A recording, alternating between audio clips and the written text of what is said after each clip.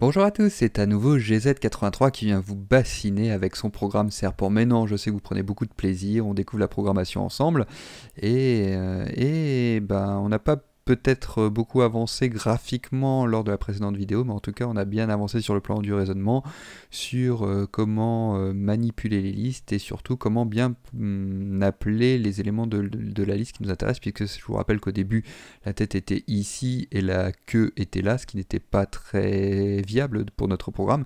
Et là, ça y est, nous avons rétabli l'équilibre des choses. La tête est bien ici et la queue est bien là. Je ne reviens pas dessus. C'est QFD la vidéo précédente. Du coup, c'est promis, ça y est, on va déplacer notre serpent. Du moins, on va dans un premier temps déplacer la tête. Le corps viendra assez facilement par la suite. Mais juste avant, je voulais revenir sur la création de notre liste parce que là, je vous ai bassiné avec l'histoire des X, des N, pour que vous compreniez bien que le N là, qui servait à indexer les cases de notre liste était bien une valeur différente que l'abscisse que nous renseignons pour les différents fragments de notre serpent, mais on peut faire beaucoup plus simple et je vais vous montrer cela tout de suite et par la suite je vous encourage à appliquer cette méthode qui est quand même beaucoup plus simple et qui nous est autorisée par le Lua et par tous les langages de programmation. Pour ce faire, je vais enlever ma variable locale n, vous allez voir. Enfin, je vais d'ailleurs mettre tout ça en commentaire. Comme ça, vous verrez la différence. Du coup, je crée une variable locale n. Jusque-là, rien de nouveau qui va nous permettre de faire la boucle que nous faisions précédemment pour coder nos 50 fragments. Du coup, je crée la boucle pour une valeur de n qui est comprise entre n pieces at start, les 50 fragments de départ, jusqu'à 1, on l'avait dit, et on fait la boucle à l'envers. Do, donc fait quelque chose, end, je ferme la boucle. Do quoi? Et je vais déjà, pour commencer, créer une variable locale que je vais appeler par exemple part, comme un fragment de serpent, une partie de mon serpent, et ça va être une variable complexe. Un peu comme j'avais mis là, snake de n égale variable complexe. Ok, bon. Après, je vais définir les coordonnées x et y de cette variable. Part.x, c'est la même chose qu'ici, puisqu'on veut renseigner les coordonnées de notre serpent, son abscisse en l'occurrence. Donc ça serait n-1, puisque c'est n qui nous sert à faire la boucle, n est égal à 50 au début, 50 moins 1, 49, que multiplie le côté du carré, le square size qui est égal à 8, donc 49 fois 8, jusqu'à ce que n soit égal à 1, 1 moins 1, 0, fois quelque chose, donc le dernier x serait bien égal à 0. Part.y, je ne touche pas à ce qu'il y avait avant, c'était le carré, square size, enfin le côté du carré, que multiplie 20, c'est comme ça que nous l'avions défini.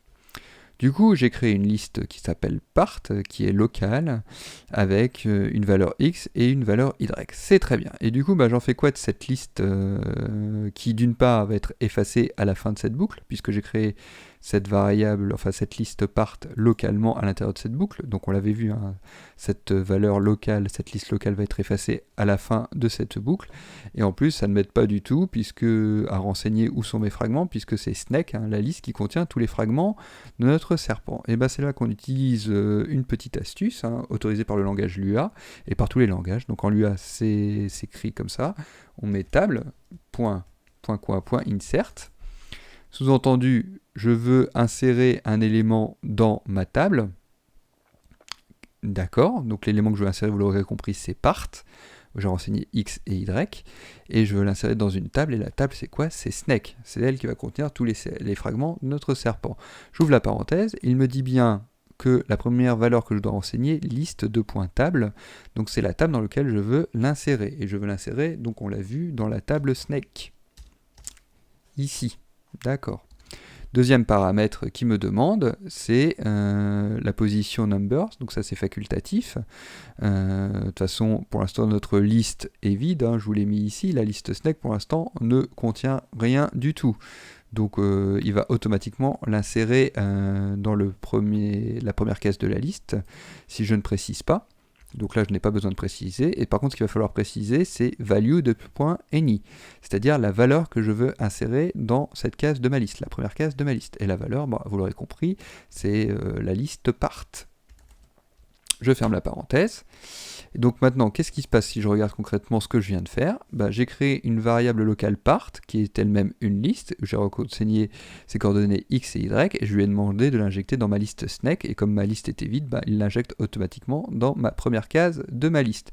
Du coup, la première case de ma liste SNEC contient bien les coordonnées x et y que j'ai renseignées dans ma variable part, j'ai switché, et comme ma variable, ma liste part était locale et qu'elle est effacée à la fin de la boucle, boum, elle est effacée à la poubelle, elle n'existe plus, et donc maintenant j'ai bien que SNEC qui est renseigné avec les bonnes valeurs dans ma liste. Et du coup, qu'est-ce qui va se passer? La boucle va s'incrémenter d'une unité, donc on va à l'envers, donc de 50 nous allons passer à 49. Nous créons une nouvelle liste locale part, ok, que nous renseignons avec des coordonnées x et y, donc maintenant n est égal à 49 moins 1, ça fait 48 fois square size, on diminue bien de 8 unités nos abscisses, et on la sert à nouveau dans ma liste SNEC, et j'insère mes nouvelles valeurs part. Et puis part est effacée à la fin, comme elle est locale, de la boucle, et donc là, à nouveau, j'ai bien inséré les bonnes coordonnées, mais cette fois-ci dans ma deuxième case de ma liste, et on fait ça jusqu'à la 50e case de ma liste. Démonstration, tout remarche comme avant. Voilà, j'ai bien créé mes 50 fragments, j'ai bien ma tête qui est ici, mon corps qui est ici, si vous ne me croyez pas, je peux vous refaire la démonstration graphique comme on avait fait avant, je veux juste afficher la première case de ma liste qui est censée être ma tête, et on voit bien qu'elle s'affiche au bon endroit, à l'extrémité droite du serpent. Donc ça marche parfaitement. Ça fait exactement la même chose qu'avant. Graphiquement, encore une fois, on ne voit pas la différence. Sauf qu'au lieu de s'enquiquiner à faire tout ça qui était peut-être un peu fastidieux, on simplifie grandement le code grâce à cette fonction table.insert. Encore une fois, table.insert, c'est quoi? C'est j'insère une valeur dans une table. La table, c'est le premier argument que je renseigne ici, donc c'est la table SNEC. Et la valeur que je renseigne, c'est part que nous avons créé localement ici. Voilà, je vais supprimer ici, de toute façon vous l'avez gardé en commentaire dans votre programme si vous voulez comparer, vous pouvez faire les deux, les deux sont justes, les deux fonctionnent, les deux reviennent au même, mais je trouve que c'est quand même beaucoup plus simple de faire comme ça, et maintenant nous allons pouvoir attaquer le vif du sujet, à savoir déplacer la tête de notre serpent.